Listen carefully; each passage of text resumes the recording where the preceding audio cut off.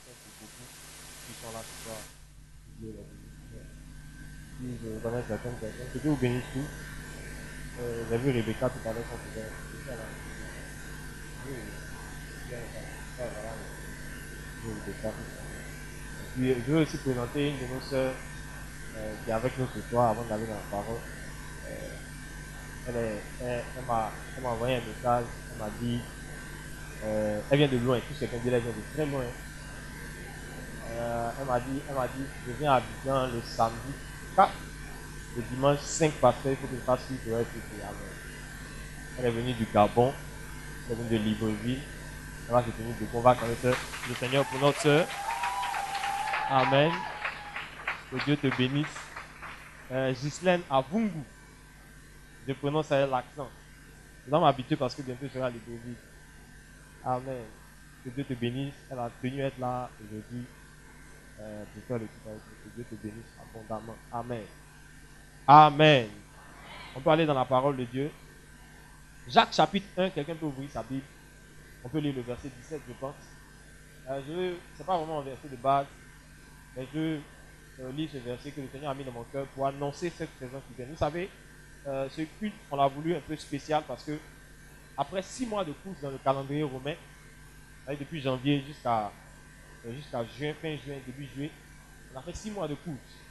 Et pour beaucoup d'entre nous, quand l'année commençait en 2015, on a eu beaucoup de projets, on s'est fixé beaucoup d'objectifs qui pour la plupart ou pour beaucoup d'entre nous ne sont pas encore en train de se réaliser. Amen. Pour certains, ces projets sont en grande partie en train d'être accomplis.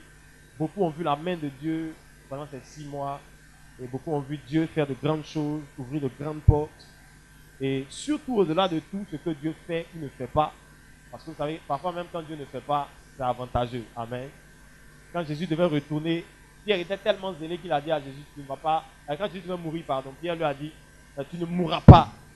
Et il lui a dit, arrière de moi, Satan. Parce qu'il y a des moments où ce qu'on veut n'est pas important. Ce que Dieu va faire ou ne va pas faire est plus important que ce qu'on veut. Dis-moi amen. Et au-delà de ce que Dieu a fait, de ce qu'il n'a pas fait, ce que Dieu n'a pas fait cette année ou ces 6 premiers mois, j'ai voulu qu'on s'arrête pour rendre grâce à Dieu pour l'opportunité d'accomplir. Vous savez, le fait d'être en vie, d'avoir le souffle et d'avoir la bonne santé, c'est avoir l'opportunité de faire. Dis-moi amen. Et j'ai voulu qu'on s'arrête pour rendre grâce à Dieu. Vous savez, les chrétiens, on est tellement habitués à demander, que parfois on oublie de dire merci pour ce qui est déjà là. Dis amen. Dis amen. Et aujourd'hui, je veux...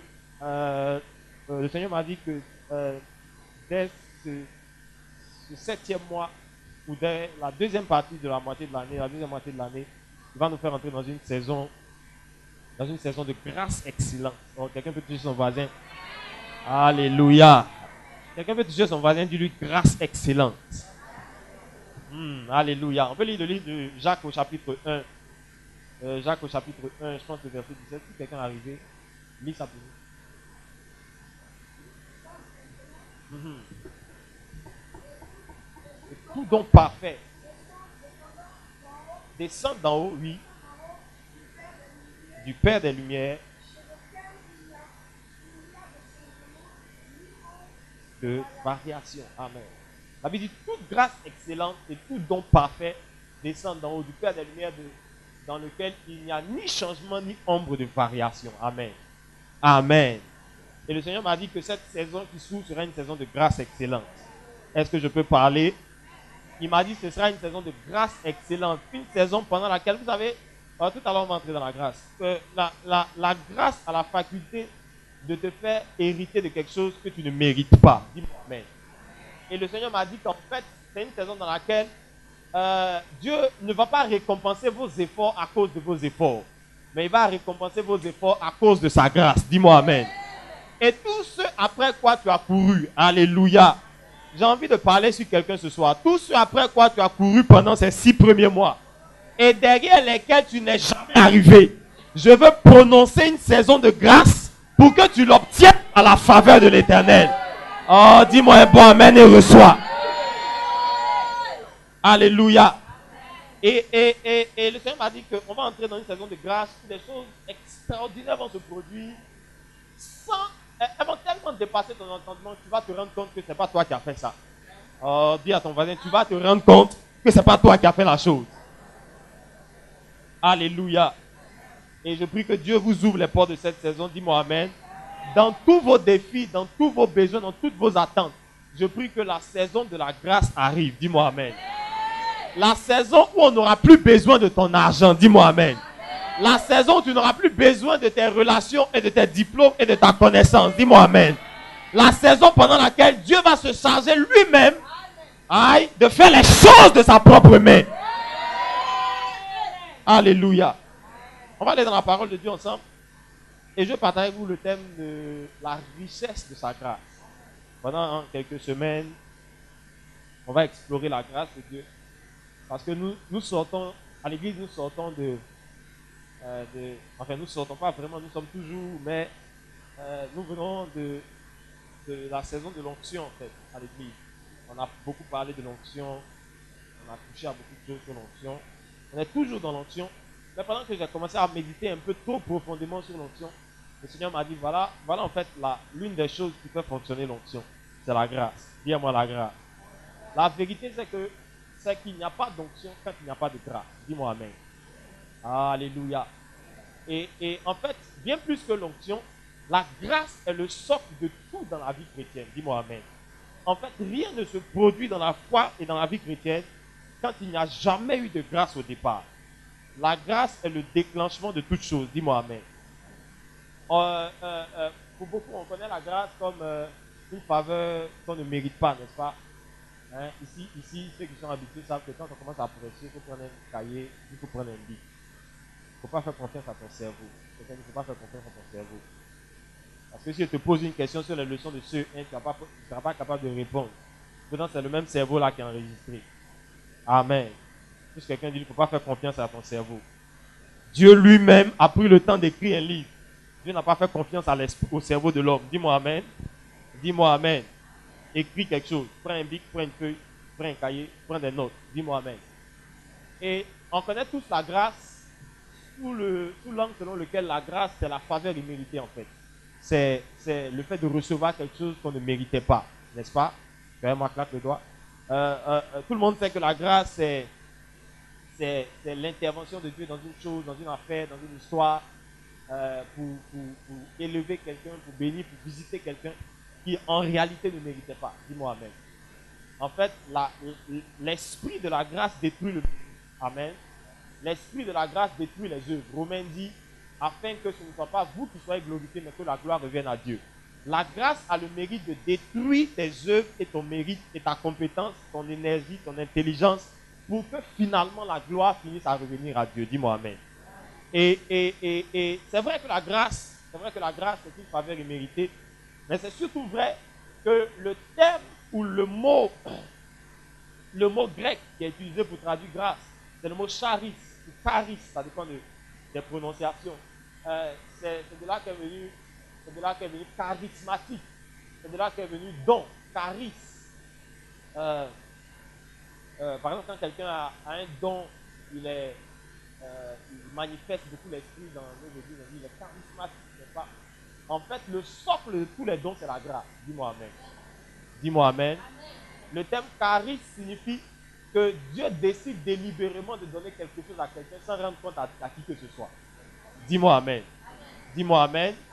C'est pourquoi en fait la grâce c'est vrai une faveur que tu reçois de façon imméritée, mais la grâce a un autre angle. C'est que la grâce est une capacité surnaturelle que tu reçois en même temps que tu reçois cette faveur. Écoutez-moi bien, tu es moi. En fait, la grâce vient sur quelqu'un et derrière une grâce, je vais vous donner un exemple tout à l'heure qui sera peut-être un peu plus facile à comprendre, mais derrière la grâce qui vient sur un chrétien ou sur un croyant, il y a ce qu'on appelle les avantages de la grâce. Toute grâce vient avec des avantages. Dis-moi des avantages. Dis-moi des avantages. En fait, la grâce ne vient jamais juste comme étant une grâce, mais la grâce donne toujours accès à autre chose. C'est pourquoi, en fait, la grâce, bien qu'étant une faveur imméritée, est en même temps une capacité surnaturelle qui accompagne la faveur, pour vous permettre de faire quelque chose derrière la grâce. Dis-moi Amen. Et c'est pourquoi parfois on confond le mot grâce et le mot onction. On peut dire par exemple quelqu'un a une onction prophétique, mais on peut aussi dire quelqu'un a une grâce prophétique. Est-ce que vous comprenez? Parce qu'en fait, tout ce qui va manifester dans le domaine prophétique, il l'a reçu par grâce. Oh, dis-moi amen. Il y a quelqu'un qui, sans consulter son avis, l'a pris et l'a fait entrer dans les grâces prophétiques et lui a donné de manifester tout ce qui a un rapport avec le prophétique. Dis-moi amen. À chaque fois que la grâce vous introduit dans quelque chose, elle vous libère toutes les bénédictions et tous les avantages de la chose. Je vais vous donner l'exemple tout à l'heure, vous allez bien comprendre. En fait, le terme charisme est un terme politique chez les Grecs. Chez les Grecs, le terme charisme est un terme politique. Le terme politique charisme parle de la grâce, ou plutôt de ce que l'on appelle dans nos constitutions aujourd'hui. C'est ce que l'on appelle dans nos constitutions, je ne sais pas, c'est quel article 35 ou 23, qui donne le pouvoir à un président de la République de prendre une décision sans consulter qui que ce soit. C'est l'article combien? 48. Ouais, toi, tu es un bon gars. Je sens que tu suivais la crise ivoirienne. Tous quelqu'un dit l'article 48. C'est par l'article 48 que le président peut prendre un décret sans consulter l'Assemblée nationale, par exemple.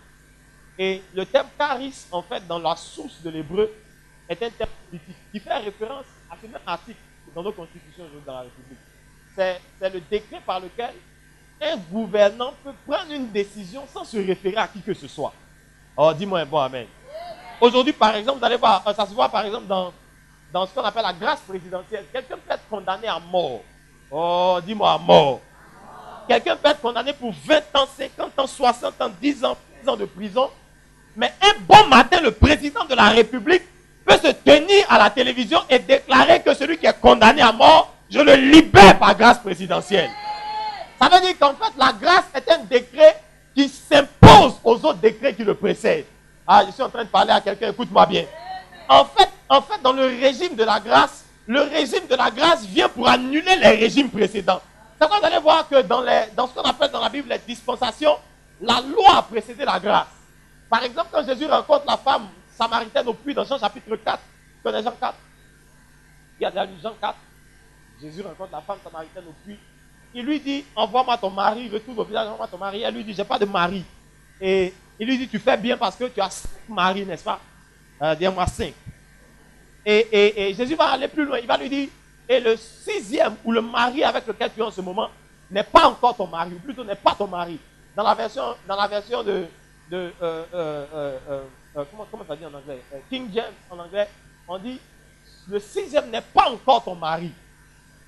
Mais en français, dans Louis II, on dit, le 6e n'est pas ton mari. Amen.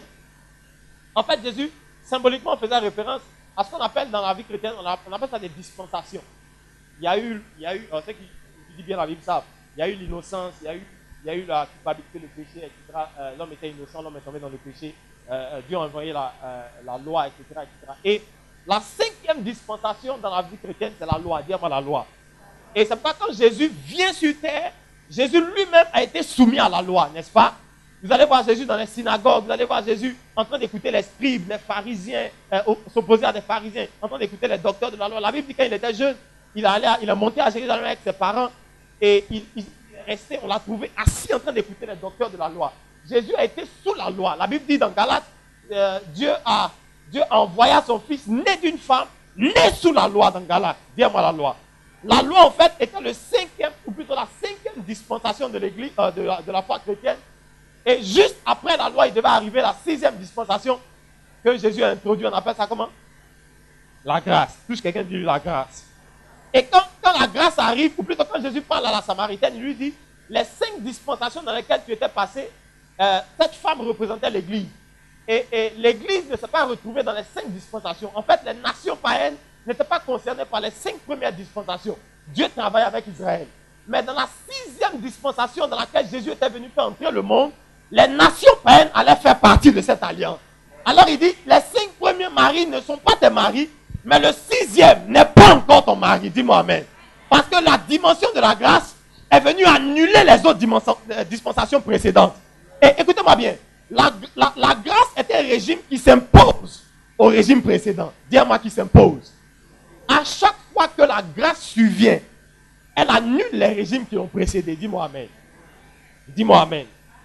Et vous allez voir que quand la grâce arrive dans la vie d'un chrétien, je vais préparer le terrain pour aller bien. Quand la grâce arrive dans la vie d'un chrétien, la grâce vous prend du péché. Écoutez-moi bien. La Bible dit, tous ont péché et sont privés de la gloire de Dieu. La Bible dit, ne vous trompez pas. Personne ne peut se moquer de Dieu. Tous ont péché et sont privés de la gloire de Dieu. Ça veut dire qu'il n'y a aucun d'entre nous, avant que Jésus le rencontre, écoutez-moi bien, avant que Jésus le rencontre, il n'y a aucun d'entre nous qui était bien. Dis-moi amen. Que tu sois pasteur, que tu sois apôtre, révérend, bishop, archevêque, peu importe ton titre, peu importe ta couronne sur ta tête, peu importe d'où tu viens, ce que tu es aujourd'hui, il n'y a aucun d'entre nous qui était bien avant que Jésus le rencontre.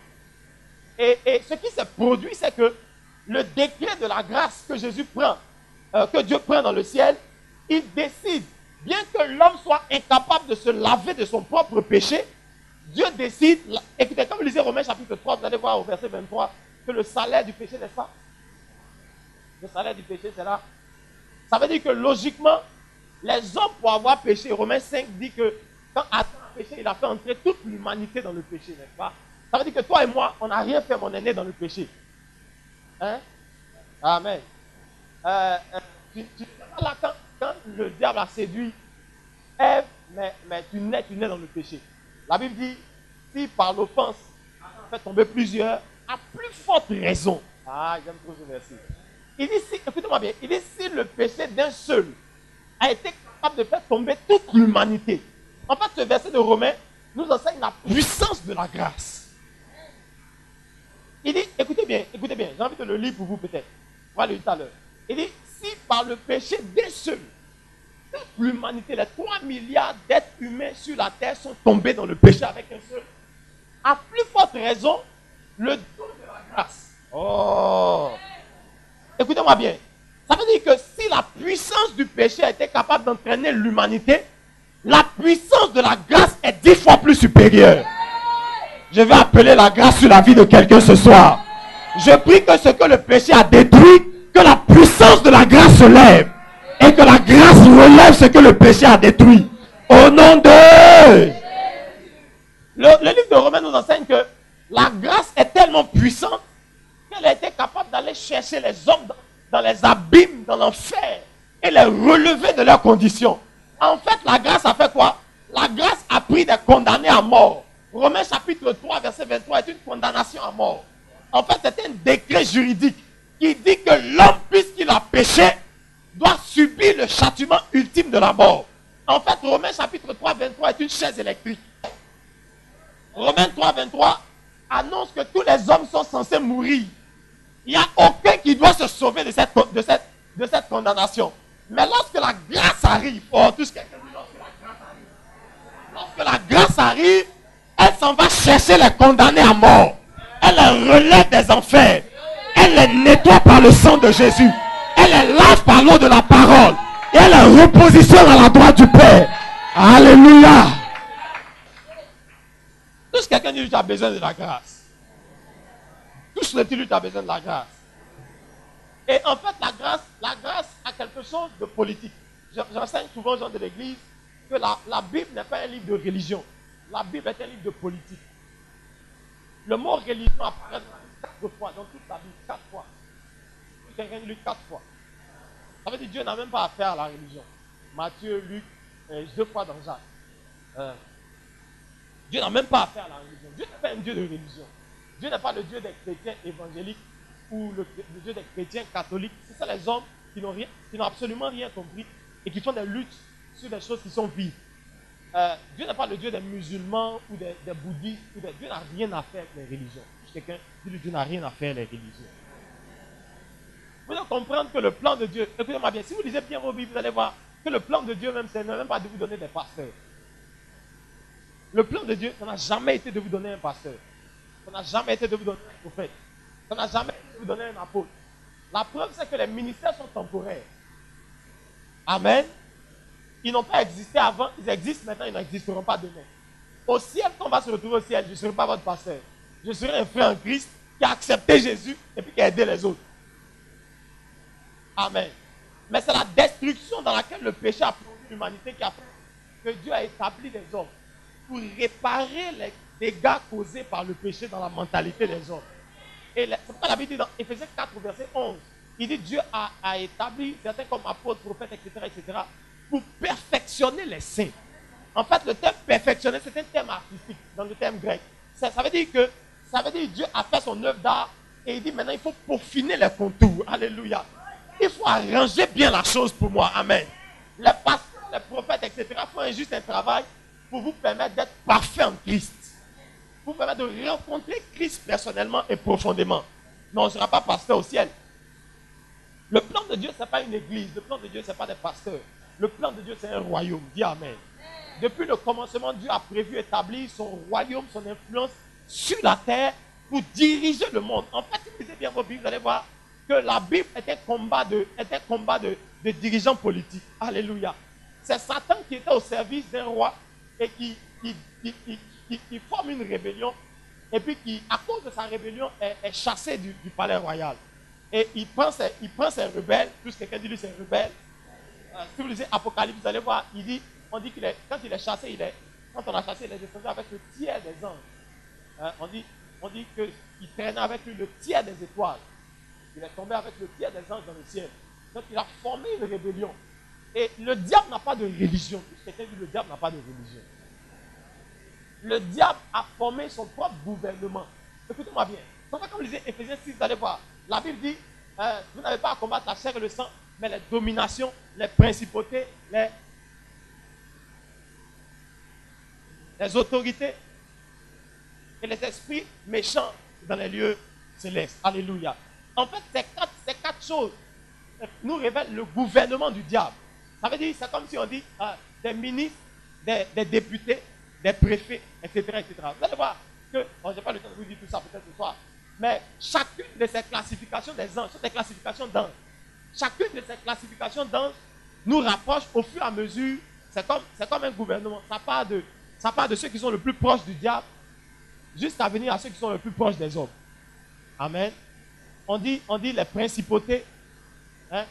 Par exemple, quand vous allez dans une région, les régions sont contrôlées par des principautés. C'est des esprits que le diable a établis au-dessus d'autres esprits, mais pour contrôler une région plus grande. Par exemple, quand vous allez voir, on dit les Africains, on n'est pas tous de la même mère. N'est-ce pas? Elle est gabonaise, on est ivoirien. Mais les Africains, tu leur donnes un rendez-vous à 16h. Quand il est 16h, c'est maintenant lui va se laver. Il se dit, est-ce qu'ils sont encore arrivés même? Oh, il ne faut pas que j'arrive le premier. Est-ce que vous voyez? C'est une principauté qui contrôle une grande partie de l'humanité.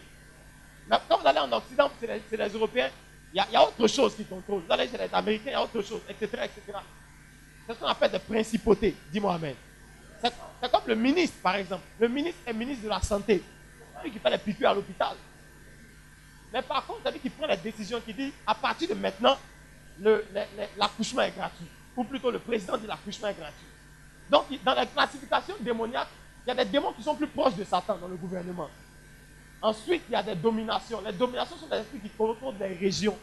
Par exemple, en Côte d'Ivoire, il y a un esprit sur lequel le diable a donné autorité, pour détruire le pays.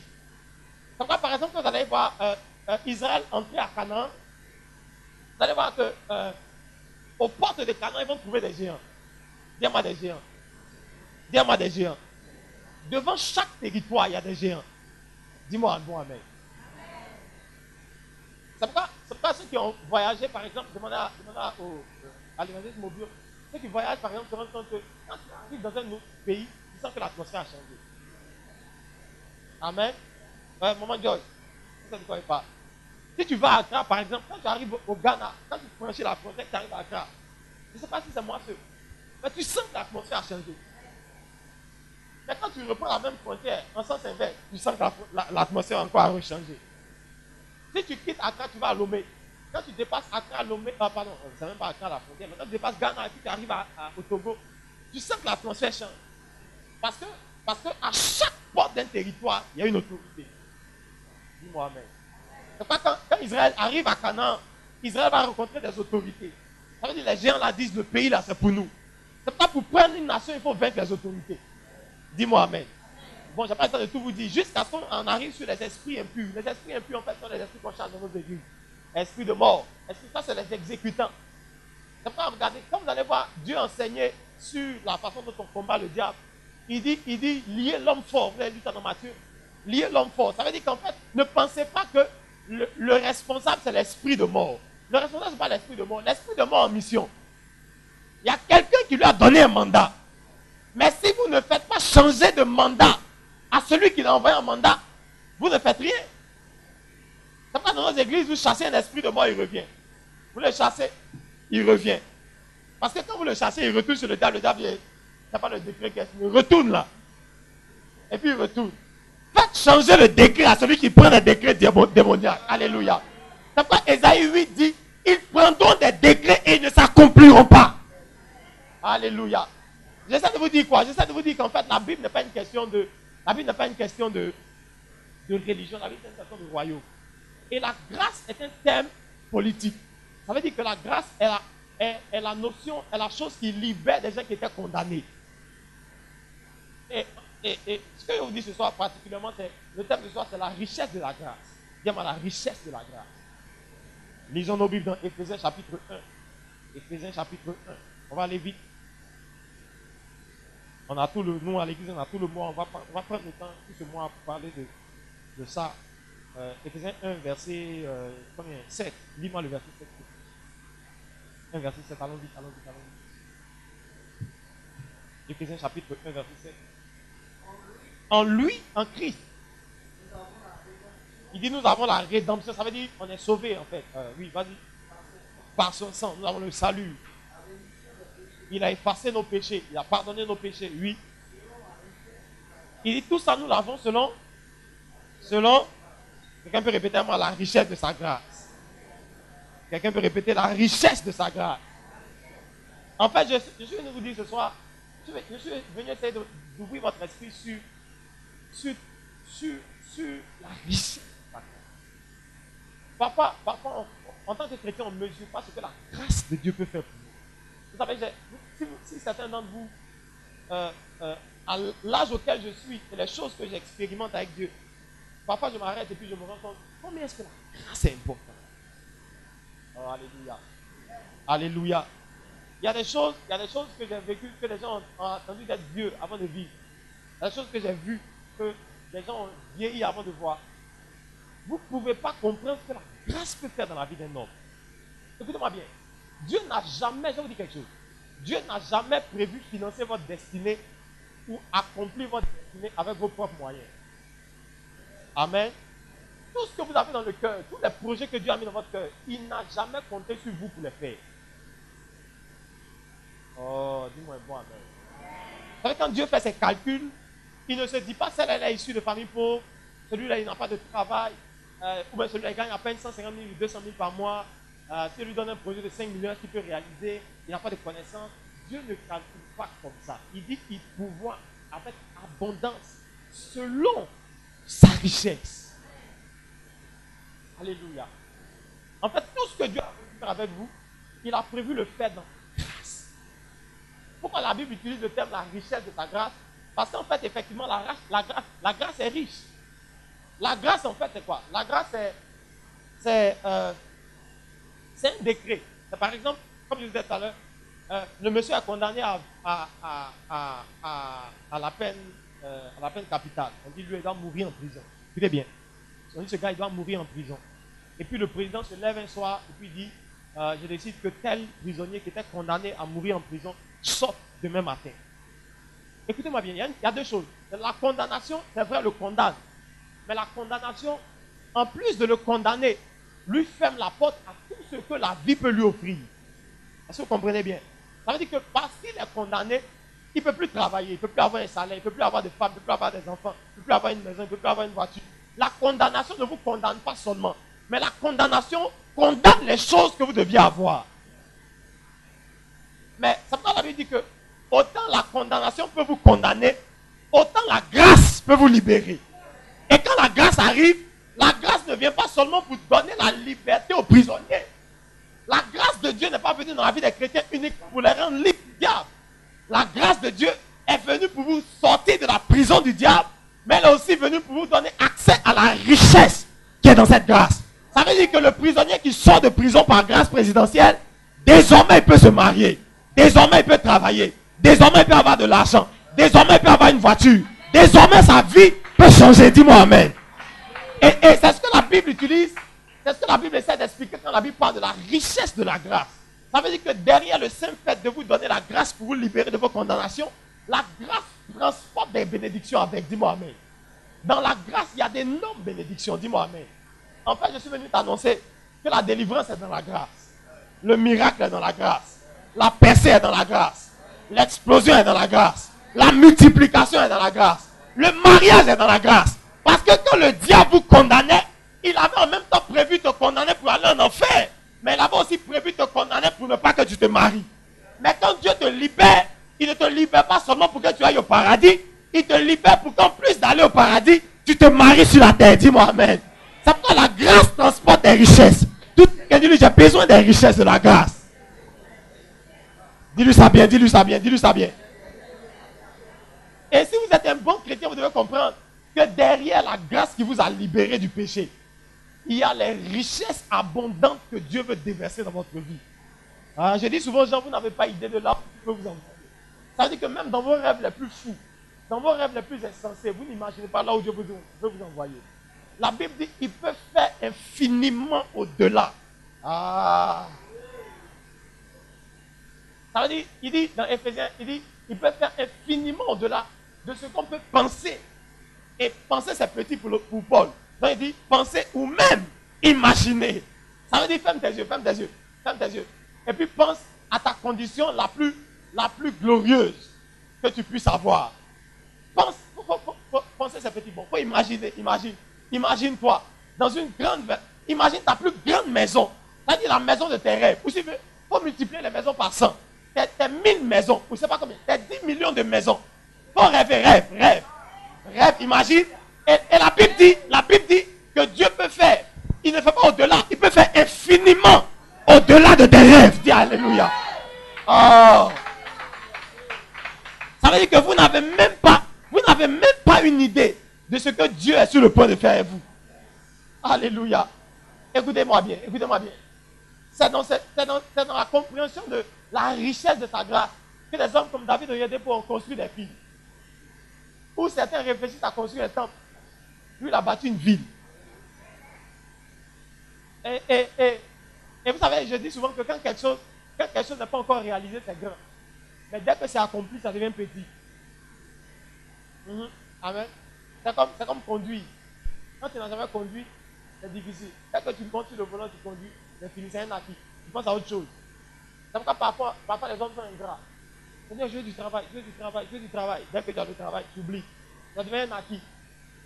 Est-ce que vous comprenez? Tout ce qui est déjà accompli devient un acquis. Si le monsieur a bâti une ville, tout ce que quelqu'un dit lui, la ville, c'est un acquis. C'est-à-dire que toi, tu peux bâtir une ville. Le défi va plus loin. C'est-à-dire que maintenant, là, on cherche maintenant à construire des pays. Il y a déjà un homme qui a bâti une ville. C'est-à-dire que maintenant, la ville, c'est un acquis. On doit construire des pays. Dis-moi amen. Les chrétiens doivent commencer à posséder des régions. Dis-moi amen. Vous devez commencer à... Écoutez-moi bien. Vous devez commencer à puiser. Et des hommes comme ça ont compris la richesse de la grâce. Ils ont compris que derrière la grâce, le christianisme en milieu francophone parfois a été plombé par la religion catholique. C'est-à-dire que chez les catholiques, il ne faut pas penser beaucoup. Il faut être humble. Il ne faut pas exagérer. Dieu va te donner à manger. Et puis il faut bénir le Seigneur. Alléluia. Et puis tu seras sauvé, tu vas aller au ciel. Au ciel, il y a les anges.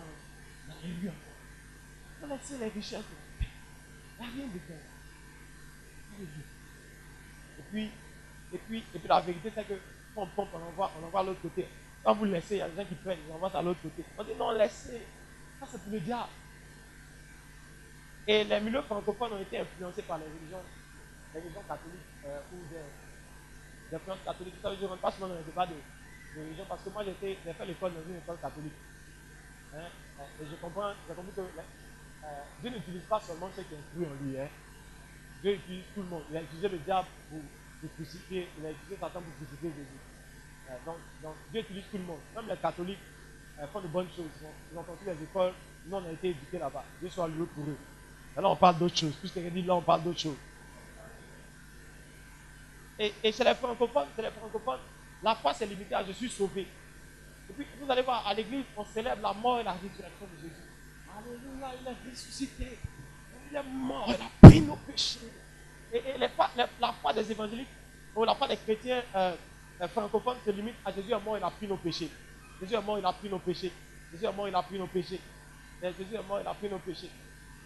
Mais la foi biblique ne s'arrête pas là. Dis-moi un bon amen. Derrière la grâce, il y a ce qu'on appelle les provisions de la grâce. Et derrière le fait d'avoir été libéré de l'esclavage du péché, Dieu ne te prend pas, écoutez-moi bien, Dieu n'est pas allé te chercher, te laver, te nettoyer, te faire asseoir auprès de lui, juste pour te regarder. Il dit, je connais les projets que j'ai formés pour toi. Ce sont des projets de bonheur et de paix, afin de te donner un avenir et une espérance. Alléluia. Il dit, voici les bonnes œuvres, dans Éphésiens 2, il dit, voici les bonnes œuvres que j'ai préparées d'avance pour que vous veniez les pratiquer. Ça veut dire que Dieu est allé vous chercher.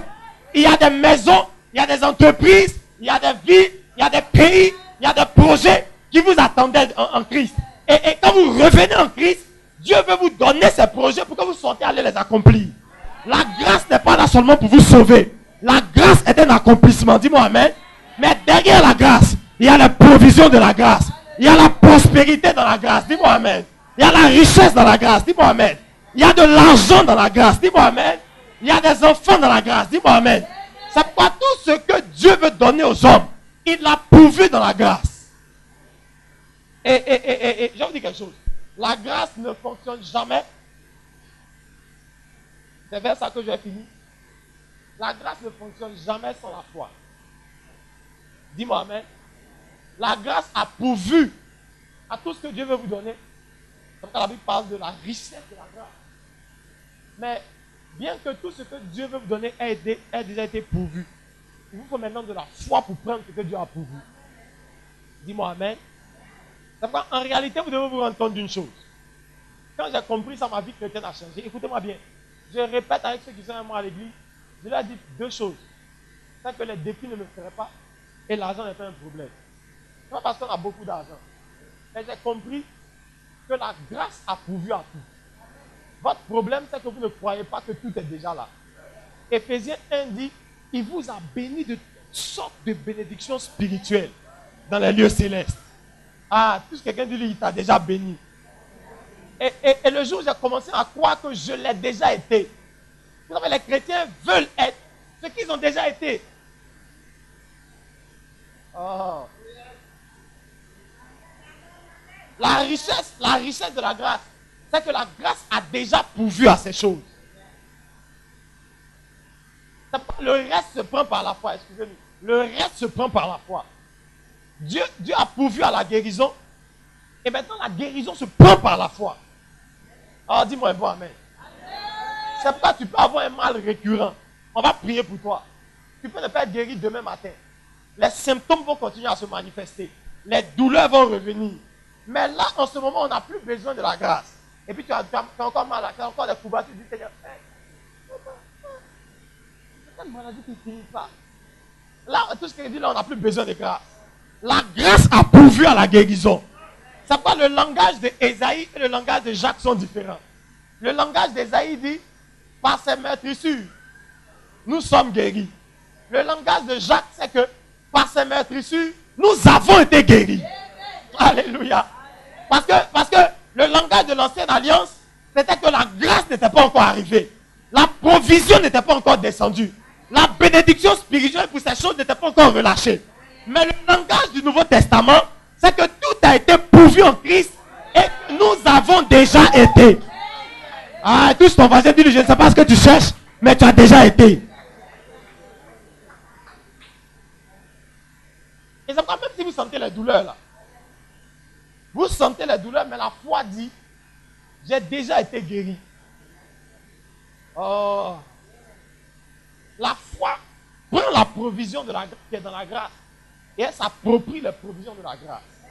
C'est pourquoi papa, quand l'année passée, par exemple, on devait faire on a plein d'autres programmes. Papa, quand le Seigneur nous a donné la vision de notre église, je dis souvent dans l'église ici que ce que vous voyez ici, ça dit qu'on n'a même pas encore commencé. Ça dit qu'on n'a même pas encore commencé. Quand Jésus est venu, il a rassemblé ses 12 disciples. Ils n'ont pas encore commencé. Le rassemblement, la mission n'a pas encore commencé. Amen. Et tout ce que Dieu met dans mon cœur, là, parfois quand je m'assois et que je veux faire un calcul, j'arrête de calculer. Parce qu'il me dit, hey, Seigneur Jésus. C'est-à-dire que la vision qui est dans mon cœur, que Dieu a mis dans mon cœur, s'il faut fonctionner par moi, il faut des centaines de millions. Ouais, par mois, les charges mensuelles, comment l'église doit fonctionner, il faut des centaines de millions. Et puis quand je commence à calculer, j'arrête. Parfois même nos petites charges qu'on a en ce moment, écoutez-moi bien, je n'aime pas trop les calculs. Les calculs basés sur les règles économiques, académiques. C'est-à-dire, on épargne tant, c'est bien, c'est bien. Mais je crois surtout en la richesse de la grâce. C'est-à-dire que nous, par exemple, l'année passée, on avait déjà fait l'année passée, la nuit de la victoire. On l'a fait dans la salle là, à Venise. L'année passée, c'était vraiment pas ce qu'on voulait, parce que on voulait faire la nuit de la victoire, c'était une nuit de prière, plein air, vraiment dans les conditions, avec tout ce qu'il faut, tout ça. Et l'année passée, j'ai dit, oui, vraiment cette année, on ne va pas faire la nuit de la victoire dans une salle. Il ne faut pas faire ça dehors. Et quand on a fait le budget, papa, malgré votre foi, vous êtes un peu humain. Jésus lui-même a dit, Père, si tu le peux, loin de moi cette coupe. Parce que parfois, malgré la qualité de votre foi, parfois, devant les calculs humains, vous tremblez un peu. Et quand on a commencé à faire le budget, bien que je sois le pasteur, c'est moi qui dois donner l'exemple. Paul a dit à Timothée, sois un exemple en toutes choses, en foi. Donc là, je vais être un exemple en foi. Donc quand j'ai vu les calculs au départ, j'ai failli dire, bon, écoutez, je pense qu'on va retourner dans la salle. Et puis le Seigneur m'a dit, mais je ne compte pas sur ce qui va sortir de votre poche. Écoutez, l'argent est sorti dans la bouche du poisson. Au moment où on a taxé Jésus, on lui a dit, paye tes impôts, toi là même là. Paye vos impôts, toi et tes disciples.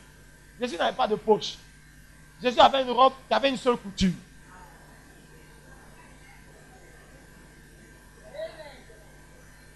C'est-à-dire qu'il n'avait même pas de poche pour fouiller dedans.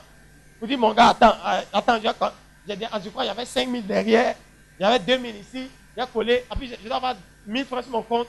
Jésus n'avait pas de poche. Il regarde Pierre et lui dit, Pierre, va ouvre la bouche du poisson qui est là-bas, et puis prends ce que tu vois, on va payer nos impôts. Pierre arrive, écoutez-moi bien, quand Pierre ouvre la bouche du poisson, Pierre a failli devenir fou. Il ouvre la bouche du poisson, et puis ce que Pierre voit dans la bouche du poisson, Pierre était pécheur. Écoutez-moi bien les amis. Jésus, envoie le pécheur. Et toi tu penses, il dit, bon, toi tu penses, dans son cas, il dit, toi tu penses que tu connais poisson, non? Va te montrer poisson que tu n'as jamais pêché. Ouvre la bouche du poisson, et puis, quand la bouche du poisson est ouverte, Pierre a dû se dire, depuis combien d'années je pêche? Donc il y a tout ça dans la bouche ici. Et puis Pierre a fait la monnaie dans la bouche du poisson. Oui, j'étais là-bas. Pierre ouvre la bouche du poisson, il fait la monnaie, il dit, bon, les impôts c'est 500 000. Bon, et puis il prend 500 000 et puis il dit, bon, Jésus a dit, comme vous devez payer pour moi et pour vous, bon, attends, j'apprends pour nous aussi, pour André, pour Jacques. Et puis il compte. On n'a pas dit à la banque, dans la bouche d'un poisson, Pierre est en train de compter l'argent comme ça. Why my God? Je suis en train d'annoncer à quelqu'un que tu n'auras pas besoin de regarder dans ta poche. Le Dieu de la grâce va pouvoir tes besoins. Dis-moi un bon amen. Et quand Dieu m'a dit ça, j'ai dit, bon les gars, allons-y. Le budget fait combien de millions, mais allons-y quand même. Et puis, par la grâce de Dieu, l'année passée, on a fait la nuit de la victoire. Ça s'est très bien passé. Le montagne était à nous. Notre frère Man qui était là, à nous. On a fait ça en plein air. Ça s'est bien passé. Et puis cette année, la nuit de la victoire encore arrive. Puis je leur ai dit cette année, j'ai dit cette année, la nuit de la victoire doit être plus glorieuse. Amen. Ça veut dire que je cherche dans l'édition de cette année, je cherche des postes pour augmenter le budget. Ça veut dire que même quand il n'y a rien, là, je vais augmenter. Je dis, mais ajoutons ça, agrandissons le podium pour que le défi augmente. Je veux voir le Dieu qui a dit que sa grâce est riche. Alléluia. Oh, dis-moi un bon amen. Et j'ai pas envie d'étonner certains, sinon ils ne vont même pas me croire. Donc, elle était tombée ça. Mais je crois que dans tout ce que Dieu inspire, la provision est déjà là. Si le projet qui est dans ton cœur vient de Dieu, arrête de regarder, de promener des regards inquiets. La provision est déjà dans la grâce. Le fait de t'avoir sorti du péché et de t'avoir lavé en Christ signifie qu'il a déjà préparé. Écoutez-moi bien. Écoutez-moi bien. Il dit, si vous aussi méchants que vous êtes, vous savez donner. Le terme, dans la version grecque, ce n'est pas donner, c'est préparer. Vous savez préparer de bonnes choses pour vos enfants. Parce que dans l'esprit des Juifs, le père a la responsabilité d'éduquer l'enfant, c'est vrai, mais surtout de lui laisser un héritage. David dit ceci. Il dit l'homme bon laisse un héritage aux enfants de ses enfants. C'est dans la culture juive. Un bon papa prépare un héritage pour son enfant. Il dit, si vous aussi méchants que vous êtes, vous les hommes, vous pouvez préparer de bonnes choses pour vos enfants. À plus forte raison, moi qui suis Dieu et qui ne suis limité par rien. Écoutez-moi, je vais vous dire quelque chose.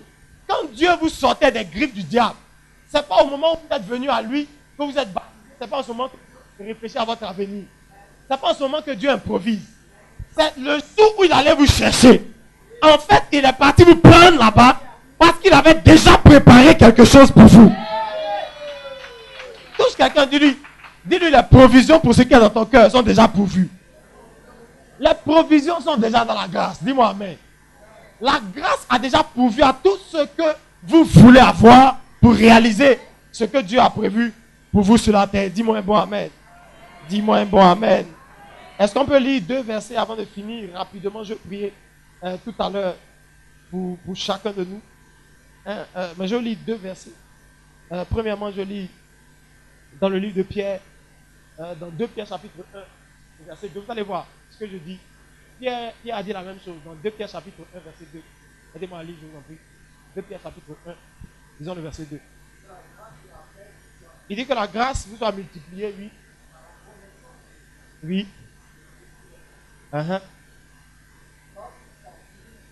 Écoutez bien. Écoutez bien. Il dit comme. Il dit la divine puissance. En fait, le terme divine puissance. Hein, excusez-moi si je parle beaucoup de grec. Dimanche passé, on enseignait à l'église. On a parlé de ça bien passé.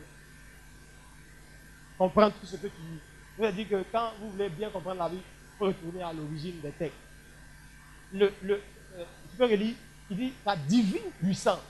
Le terme divine puissance, en fait, en français, c'est la grâce. Mais c'est une autre forme de grâce. C'est le terme grec charizomai. Ça veut dire la grâce puissante. En fait, là, dans ce verset de Pierre, là, Pierre nous explique qu'il y a la grâce qui allait vous sortir du péché. Et il y a la divine puissance de la grâce. Ça veut dire la grâce qui pourvoit tout. Et lis la suite, termine. Regardez bien. Il dit, et dans sa divine puissance, il nous a donné. Quelqu'un peut dire tout. Quelqu'un peut dire tout. Je dis souvent tout, c'est tout. Il faut dire à son frère, tout là, c'est tout.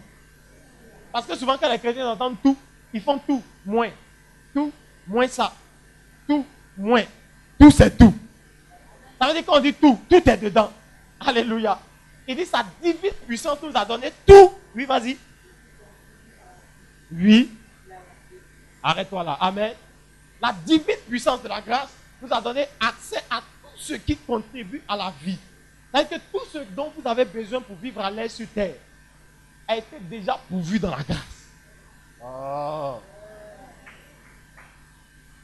Il dit tous les besoins de la vie et de la piété, ça veut dire de votre vie spirituelle et de votre vie physique normale dans la société. Tout a été pourvu dans la grâce. Dis-moi un bon amen. Écoutez-moi bien, je vais vous libérer ce soir. Si vous réfléchissez à avoir une grosse villa, vous ne faites pas un péché. Les grandes villas sont dans la grâce aussi. Dis-moi amen. Dis-moi un bon amen. Tout ce qui contribue à une vie paisible. Parce que, écoutez-moi bien, quand vous êtes pauvre, là, vous n'avez pas l'esprit tranquille. Hein. Être pauvre, si pour toi c'est une gloire, il faut prendre ça, va au ciel avec. Être pauvre, ce n'est pas une gloire. Souvent, les gens confondent un peu les têtes. On dit oui, il faut souffrir pour Jésus. Souffrir, ce n'est pas d'être pauvre. On peut souffrir pour Jésus sans être pauvre. C'est pourquoi souvent, il y a des gens, il y a une catégorie de chrétiens qui croient, hein, ils croient que les riches n'aiment pas Dieu. Souvent quand les gens vont à... Moi je suis allé prêcher dans certaines églises, à Cocody, à la Riviera. Les gens n'aiment pas Dieu plus que nous qui sommes ici. Et souvent on se dit, bon, eux ils sont riches, on connaît ceux-là, ils n'aiment pas Dieu. Ils aiment Dieu, mon gars. Faut pas ta pauvreté va t'embrouiller. Faut pas ta pauvreté va t'embrouiller. Être pauvre et puis souffrir pour Dieu, c'est deux choses différentes. C'est deux choses différentes. Souffrir, c'est souffrir. Tu peux souffrir à l'argent. Écoutez bien. Tu peux être riche, extrêmement riche, et puis souffrir pour Jésus. Paul n'était pas pauvre. Pour entrer dans le Sanhédrin, Paul était membre du Sanhédrin avant de se convertir. Pour entrer dans le Sanhédrin, il fallait être quelqu'un de distingué dans la société juive. Et Paul avait la double nationalité. À l'époque, si vous lisez Philippiens, vous allez voir que pourquoi c'est dans Philippiens que Paul a parlé de citoyens des saints, citoyens du royaume. Il dit vous êtes concitoyens des saints. Parce qu'en fait, les Philippiens, c'était une région où ils avaient la double nationalité. Ils étaient juifs, en même temps, ils étaient romains. À l'époque, là, avant la citoyenneté romaine, c'était comme si c'était la nationalité américaine. C'est-à-dire que tu as le visa, tu peux aller où tu veux. Est-ce que vous comprenez un peu? Et donc, c'était une fierté pour les Philippiens d'être citoyens romains. Donc, Paul leur dit, en fait, moi-même, là, j'ai déjà 2 passeports. Celui qui avait 2 passeports à l'époque de Paul, quand on l'a arrêté à Rome, il a dit ça. Il dit, je suis juif d'origine et romain de nationalité. Paul n'était pas n'importe qui, écoutez bien. Mais pourtant, Paul dit dans 2 Corinthiens chapitre 1, il dit, je souffre pour Christ. Ah, donc le riche Paul, c'est quel genre de souffrance il a? Arrêtez de vous fatiguer avec votre truc. Oui, non, pour bien aimer Dieu, il faut être pauvre. Tu mens, mon frère. Il faut te repentir. Dis-moi un bon amen. Je sais pas pourquoi les chrétiens, quand on arrive sur l'argent, les chrétiens sont complexés. L'argent, c'est pour le diable. Tu es vaincu. Tu es vaincu bien même. Tu es vaincu encore. Je te croise demain encore, tu es vaincu demain. Et les choses là, il faut vous dire. Quand Pierre a voulu dire à Jésus, tu ne vas pas mourir, il dit arrête de moi, Satan. Menteur. Je vais mourir. Alléluia. Amen. On peut souffrir avec de l'argent dans la poche. Ça n'a rien à voir. Donc ne pensez pas que souffrir pour Christ, ça veut dire que Dieu ne veut pas connaître l'argent. Dieu a la grâce pour voir à tout. Dis-moi un bon amen. Dis-moi un bon amen. La richesse est dans la grâce. Je crois en l'abondance de la grâce. Je crois que quelqu'un n'a pas besoin d'avoir des parents bien placés pour devenir milliardaire. Je le crois de tout mon cœur. Je crois, écoutez-moi bien, je crois qu'on n'a pas besoin d'être d'une famille bien issue pour avoir un jet privé. Je le crois de tout mon cœur. Je crois qu'on n'a pas forcément besoin d'aller prendre un billet d'avion à Air Ivoire pour voyager. Je crois que tu peux appeler ton chauffeur, le chauffeur de ton jet, et lui dire en toute humilité, viens me chercher, on va à Paris. On n'a pas besoin d'être orgueilleux pour ça. Non, le problème est la richesse. C'est la foi que vous mettez dedans. C'est la considération que vous accordez à ça. Qui donne de la... Vous n'avez rien de ce qui est immatériel n'a de force sans la foi. C'est-à-dire que si tu crois aux richesses, la richesse devient... Si nous tous on se met d'accord, et puis on dit, bon, 10 000 n'a plus de valeur. Il y a 10 000 ici. Si on se met d'accord, on dit 10 000 là, ça ne peut rien acheter. Mais pourquoi quand vous voyez cailloux dans la rue, pourquoi vous ne luttez pas dessus? Il y a des fleurs dans la... Luttez sur les fleurs, mais s'il y a déposé 10 000 ici. Ah! C'est là que tu vas voir qui est converti, né de nouveau, baptisé de l'esprit. Est-ce que vous comprenez bien? Parce que rien de ce qui n'est pas matériel n'a de force sans la foi. L'argent n'a pas de force si on n'y croit pas. L'argent n'a rien dedans. Avoir une grosse voiture, il n'y a rien de méchant dedans. Le problème, c'est la façon dont tu crois en ça. Le problème, c'est que tu penses que c'est ça la fin. Amen. Un avion là, c'est juste pour se déplacer de pays en pays. Ah, ou bien? Et oh, il est arrivé où? La voiture maintenant. Et la voiture maintenant, il est arrivé où? Une voiture, ça peut se déplacer de lieu en lieu. d'un point A à un point B. Plus ton voisin dit, tu as besoin d'une voiture. Tu veux que je te dise pourquoi? Tu veux que je te dise pourquoi? Si tu n'avais pas besoin d'une voiture, comment tu es venu ici? Comment tu es venu ici? Tu es monté dans la voiture de quelqu'un, non? Lui, au moment d'acheter là, s'il avait pensé comme toi, tu n'allais pas arriver ici. Lui, il n'a pas besoin. Lui, il a besoin, toi, tu n'as pas besoin. Et puis tu montes dans pour lui. Faut marcher si tu n'as pas besoin de voiture. Mais vous devez décomplexer les choses. La grâce a pourvu à tout ça. J'ai lu la Bible dit les esclaves sont sur les chevaux et ce sont les princes qui sont à terre. C'est-à-dire que vous, à qui les choses du royaume sont destinées, c'est vous qui mendiez pour ça. Je refuse au nom de Jésus. Dis, je refuse au nom de Jésus. Mais l'église doit prendre conscience de la dimension, de la profondeur, de la richesse que la grâce a pourvu pour nous. Dis-moi amen. Dans la grâce, Dieu veut qu'il y ait parmi vous des milliardaires. Dis-moi amen. Dans la grâce, Dieu a pourvu qu'il y ait parmi vous des chefs d'entreprise. Dis-moi amen. Et la grâce a pourvu à ces choses.